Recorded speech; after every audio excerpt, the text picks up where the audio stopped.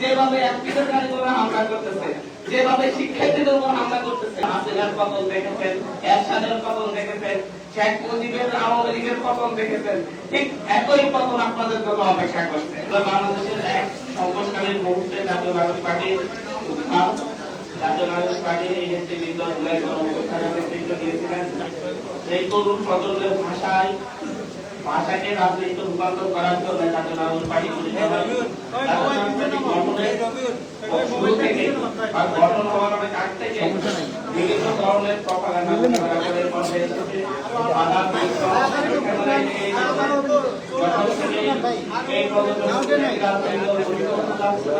তখন থেকেই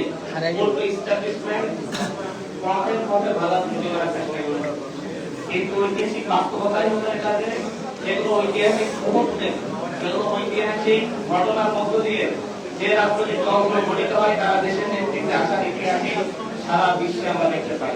যে দেশে যারা গণ অভ্যুত্থান করেছে, কিছুটা বিপ্লব করেছে, তারা পরবর্তীতে খুব স্বল্প সময়ের মধ্যে ওই দেশের নেতৃত্বে চলে আসে।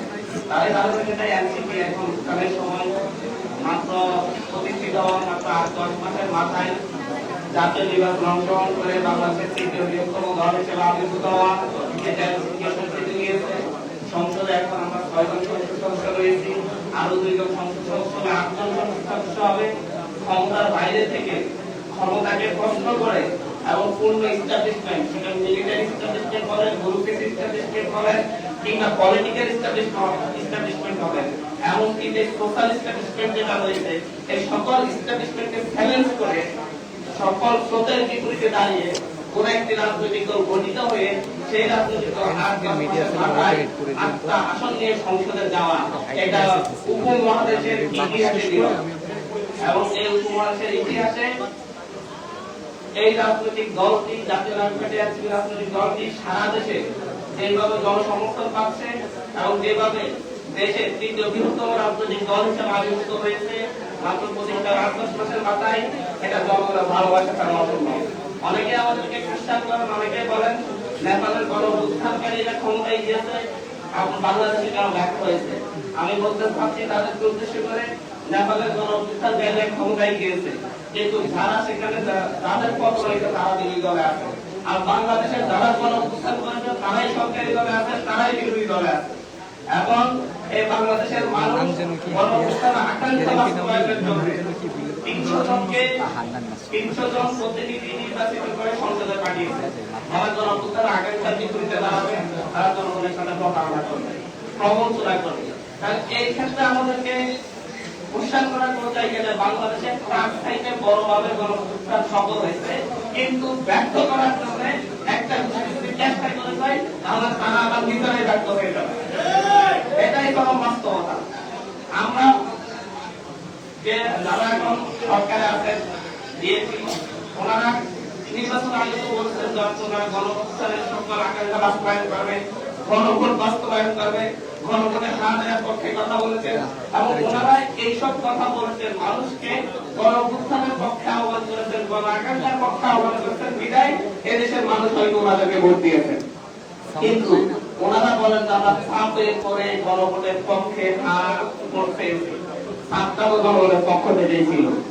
এবং ক্ষমতায় যাওয়ার পরে যদি সেই জনগণকে উপেক্ষা করেন তাহলে হাসিনার পতন দেখেছেন, এরশাদের পতন দেখেছেন, শেখ মুজিবের আওয়ামী লীগের পতন দেখেছেন, ঠিক একই পতন আপনাদের জন্য অপেক্ষা করছে।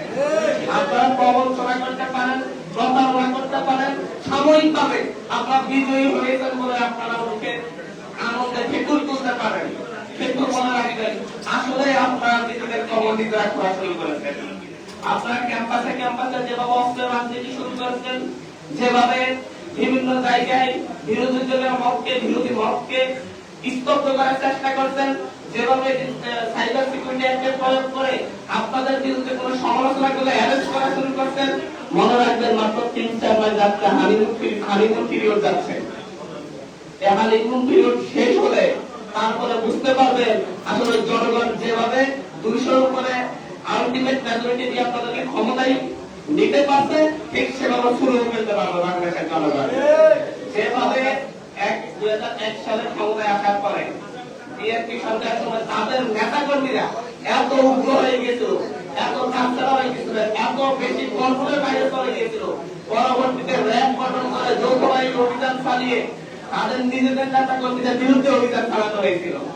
ঠিক একইভাবে আবার 17 বছর 18 বছর পরে ক্ষমতায় এসে ঠিক একইভাবে যে পরিমাণ উগ্রতা প্রদর্শন করছে, যেভাবে বিক্ষোভকারীরা হামলা করতেছে, যেভাবে শিক্ষার্থীদের উপর হামলা করতেছে, বিরোধী মতের লোকদের উপর হামলা করতেছে, যেভাবে অস্ত্রের রাজনীতি শুরু করছে, আমার মনে হয় বেগম জিয়ার মতো হয়তো একবার এসে তারেক রহমান বাধ্য হবে সেই ধরনের আবার যৌথ বাহিনী গঠন করে দেশকে শান্ত রাখতে, তার দলকে বাঁচাইতে এদের বিরুদ্ধে অভিযান চালাইতে বাধ্য হবে।